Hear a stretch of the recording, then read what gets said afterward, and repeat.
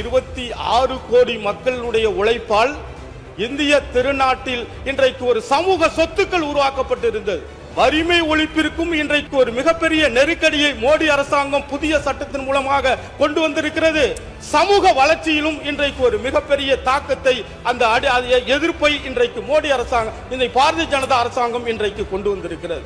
அவர்களுடைய வாழ்வாதாரமாக இருக்கிற கடைசி பாதுகாப்பு வரிசையையும் இன்றைக்கு பாரதிய ஜனதா அரசாங்கம் இன்றைக்கு அடித்து நொறுக்கி இருக்கிறது. இதை உணர்ந்திருக்கிற நம்முடைய முதலமைச்சர் அவர்கள் இங்கே தனி தீர்மானத்தை கொண்டு வந்திருக்கிறார்கள். அன்புமிகு பேரவைத் தலைவர் அவர்களே, முதலமைச்சர் அவர்கள் இந்த அவையில் முன்மொழிந்திருக்கிற இது ஒரு வரலாற்று சிறப்புமிக்க தீர்மானம் என்றே நான் கருதுகிறேன். நாடு முழுவதும் 26 கோடி மக்கள் பயன்பெறுகிற ஒரு மகத்தான திட்டம்.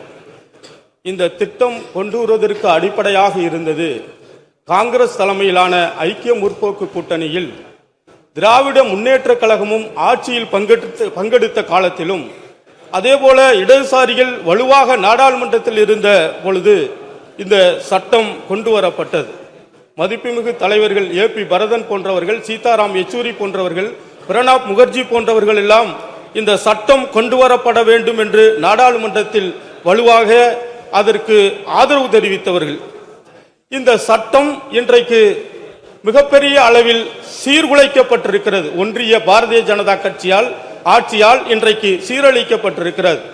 இந்த சட்டம் நாட்டில் வரலாற்று சிறப்புமிக்க இந்த சட்டம் நாட்டில் ஒரு வறுமை ஒழிப்பிற்கு ஒரு முன்னோடி திட்டமாக இந்த சட்டம் இருந்தது. வறுமை ஒழிப்பு சட்டம் மட்டுமல்ல, திட்டம் மட்டுமல்ல, இந்த நாட்டில் மிகப்பெரிய அளவில் அதிகார பகிர்வுக்கும் இது ஒரு முக்கிய பங்காக இருந்தது.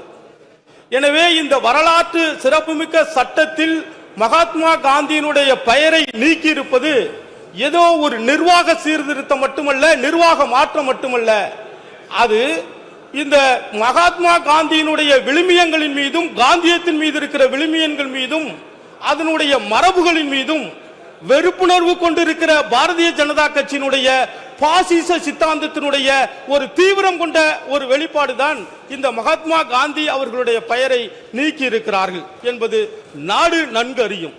அந்த அடிப்படையில் இன்றைக்கு வறுமை ஒழிப்பு திட்டம் 26 கோடி மக்களுக்கும் இன்றைக்கு சொந்த ஊரிலேயே, அவர்கள் வாழுகிற பகுதியிலேயே மண்ணோடும் அந்த பகுதியில் இருக்கிற கிராமங்களோடும் கிராமப்புற பாட்டாளி வர்க்கத்திற்கான வேலையை உறுதி செய்கிற அந்த சட்டம் அதில் இடம்பெற்றிருந்தது. அந்த சட்டம் இருந்த காரணத்தினாலேயே அவர்களுக்கு வேலை பெறுகிற உரிமையும் சட்டமாக்கப்பட்டிருந்தது. எனவே இன்றைக்கு 26 கோடி மக்களுடைய உழைப்பால் இந்திய திருநாட்டில் இன்றைக்கு ஒரு சமூக சொத்துக்கள் உருவாக்கப்பட்டிருந்தது. அது சாலைகளாக உருவாக்கப்பட்டிருந்தது, பள்ளிக்கூட கட்டிடங்களாக உருவாக்கப்பட்டிருந்தது, மருத்துவ இயக்கங்களாக உருவாக்கப்பட்டிருந்தது, குளங்கள் மிகப்பெரிய அளவில் அது சீரமைக்கப்பட்டிருந்தது. ஆனால் அந்த சமூக சொத்துக்கள் இன்றைக்கு எதிர்காலத்தில் அது உருவாக்கப்படுவதாமல் அது இன்றைக்கு சீரழிக்கப்பட்டிருக்கிறது. எனவே வறுமை ஒழிப்பிற்கும் இன்றைக்கு ஒரு மிகப்பெரிய நெருக்கடியை மோடி அரசாங்கம் புதிய சட்டத்தின் மூலமாக கொண்டு வந்திருக்கிறது. சமூக வளர்ச்சியிலும் இன்றைக்கு ஒரு மிகப்பெரிய தாக்கத்தை அந்த எதிர்ப்பை இன்றைக்கு மோடி அரசாங்கம், இந்த பாரதிய ஜனதா அரசாங்கம் இன்றைக்கு கொண்டு வந்திருக்கிறது. எனவே இதை நன்கு உணர்ந்த நம்முடைய முதலமைச்சர் அவர்கள் தான் இன்றைக்கு நாட்டில் இருக்கிற செயற்கை நுண்ணறிவு மூலமாக இன்றைக்கு வேலை வாய்ப்புகள், படித்த இளைஞர்களுக்கு ஆட்டோமேஷன் போன்ற வளர்ச்சியினால் இன்றைக்கு படித்திருக்கிற நகர்ப்புறத்தில் இருக்கிற இளைஞர்களுக்கு வேலை வாய்ப்பு இல்லை. எனவே இதை இந்த மகாத்மா காந்தி தேசிய ஊரக வேலை வாய்ப்பு திட்டத்தையும் நகர்ப்புறங்களுக்கும் மேம்படுத்தப்பட வேண்டும் என்ற கோரிக்கை நாடு முழுவதும் இருக்கிற இந்த நேரத்தில் நம்முடைய அரசு கலைஞர் நகர்ப்புற வேலை உறுதியளிப்பு திட்டத்தையும் தமிழ்நாட்டில் நடைமுறைப்படுத்தினார்கள். 2021ஆம் ஆண்டு முதலாக தமிழ்நாட்டில் கிட்டத்தட்ட பல நகராட்சிகளில் அது நடைமுறைக்கு வந்தது. திருத்துறைப்பூண்டி நகராட்சியிலும் அது நடைமுறைக்கு வந்தது. எனவே இப்படி கிராமப்புறத்தில் இருக்கிற ஒடுக்கப்பட்டிருக்கிற, சுரண்டப்பட்டிருக்கிற ஏழைகள், பெண்கள், பட்டியலின மக்கள், பழங்குடியின மக்கள், அவர்களுடைய கிராமப்புறத்தில் இருக்கிற பொருளாதார அந்த வாழ்வாதாரத்தை உருவாக்குகிற இந்த திட்டம் அவர்களுடைய வாழ்வாதாரமாக இருக்கிற கடைசி பாதுகாப்பு வரிசையையும் இன்றைக்கு பாரதிய ஜனதா அரசாங்கம் இன்றைக்கு அடித்து நொறுக்கி இருக்கிறது.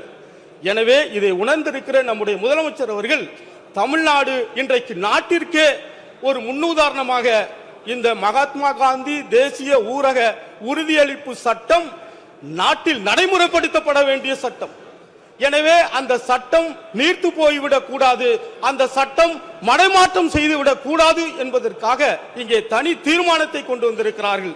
இந்திய கம்யூனிஸ்ட் கட்சியும் இந்த தீர்மானம் சட்டப்பேரவையில் நிறைவேற்றப்பட வேண்டும் என்று எங்களுடைய கட்சியினுடைய மாநில செயலாளர் மு. வீரபாண்டியன் அவர்களும் கடந்த சில தினங்களுக்கு முன்னாக முதலமைச்சர் அவர்களுக்கு கோரிக்கை வைத்திருக்கிறார்கள்.